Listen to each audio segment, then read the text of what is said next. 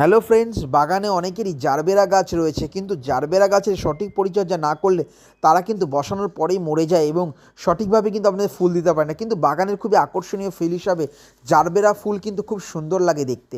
তো জারবেরা ফুলকে আপনি সঠিকভাবে ফোটানোর জন্য আপনাকে করতে হবে কি, গাছে কিন্তু অজস্র পাতা হয়, সেই পাতাগুলিকে আপনাকে সময় সময় কাটাই ছাঁটাই করতে হবে। গাছে যেসব শুকনো কাণ্ডগুলি থাকবে সেই কাণ্ডগুলিকেও আপনাদেরকে কেটে ফেলতে হবে এবং জারবেরা যখন একটু কুঁড়ি অবস্থায় থাকবে তার গোড়ায় কিন্তু খাদ্য আপনাকে অবশ্যই দিতে হবে। খাদ্য হিসাবে আপনারা ভেষজ খাদ্য দিতে পারেন, যেটি আপনাদের কোনো রাসায়নিক সার নয়।